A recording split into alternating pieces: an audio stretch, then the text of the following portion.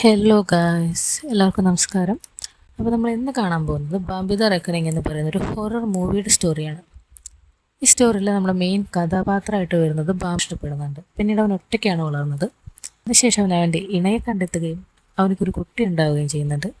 അപ്പോൾ ഇവർ വെള്ളത്തിൽ അവർ എന്തോ ഒരു മാലിന്യം കലർത്തുന്നുണ്ട്. അപ്പോൾ എന്തെങ്കിലും നമ്മുടെ ബാംബി മാത്രമാണ് അവിടെ ജീവനോട് ഉണ്ടായിട്ടുള്ളത്. മാറുകയാണ് അവൻ്റെ മനസ്സും അവൻ്റെ ശരീരവും കംപ്ലീറ്റ്ലി ആ ഒരു വിഷം കൊണ്ട് മാറുകയാണ് ചെയ്യുന്നത്. അപ്പോൾ നമുക്ക് സ്റ്റോറിയിലേക്ക് പോവാം. നമ്മുടെ സ്റ്റോറിയുടെ തുടക്കത്തിൽ ഒരു 3 വേട്ട മരത്തിലേക്ക് ഇട്ടിട്ട് അവർ പ്രാക്ടീസ് ചെയ്തുകൊണ്ടിരിക്കുകയാണ്, വെടിവെച്ച് പ്രാക്ടീസ് ചെയ്യണം. അതിനുശേഷം അടുത്ത സീനിൽ കാണിക്കുന്നത് നമ്മളുടെ ഹീറോയിനെയാണ്. അവളുടെ പേര് സന എന്നാണ്. അവൾക്കൊരു മകനുണ്ട്, ബെഞ്ച്. അപ്പോൾ ഇവർ രണ്ടുപേരാണ് നമുക്ക് തുടക്കത്തിൽ കാണാൻ പറ്റുന്നത്. അപ്പോൾ സന ആരോടോ ദേഷ്യത്തിൽ ഫോണിൽ വർത്തമാനം പറഞ്ഞുകൊണ്ടിരിക്കുകയാണ്. ബെഞ്ചി ആണെങ്കിൽ ഫോണിൽ ഗെയിമും കളിക്കുകയാണ്. ബെഞ്ചിക്ക് മനസ്സിലാവുന്നുണ്ട് അച്ഛനെയാണ്.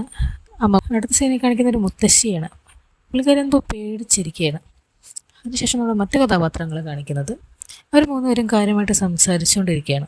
പെട്ടെന്ന് ഹാരിയായിട്ട് പുറത്തേക്ക് നോക്കുമ്പോൾ മുത്തശ്ശനെ നമ്മൾ നേരെ കാട്ടിലേക്ക് പോവാണ്. ആ 3 വേട്ടക്കാർ അവർക്ക് അപകടം എന്നുള്ള സ്ഥലമില്ലേ, അവിടെ എത്തിക്കഴിഞ്ഞു. അപ്പോൾ അവരവിടെയൊക്കെ പരിശോധിക്കുകയാണ് ഇവിടെ എന്ത്.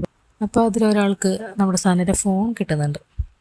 പക്ഷെ ആ ടൈമിൽ തന്നെ അവരെന്തോ ഒരു അനക്കം കിട്ടുന്നു. ഒരനക്കം കേട്ട ടൈമിൽ അവരാകെ പരിഭ്രാന്തരാവുകയാണ്. അവർ ചുറ്റും ഇങ്ങനെ കണ്ടുകൊണ്ട് നടക്കുകയാണ്. ഒരു വേട്ടക്കാരൻ, അവിടെ പേര് ടൈലർ എന്നാണ് കേട്ടോ. ടൈലർ സൗണ്ട് കേട്ട് ഓൺ സ്പോട്ടിൽ ഷൂട്ട് ചെയ്യും.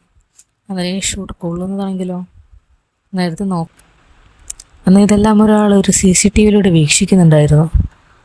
ഈ സമയം അവിടെ നിന്ന് രക്ഷപ്പെടണം. ഈ ഓടി വന്നതാണെങ്കിലോ കാറിൽ കയറിയിരുന്നു. പക്ഷേ ബാമ്പ് വിട്ടില്ല. ബാമ്പി അവൻ്റെ തലയും വയറ്റിലാക്കി.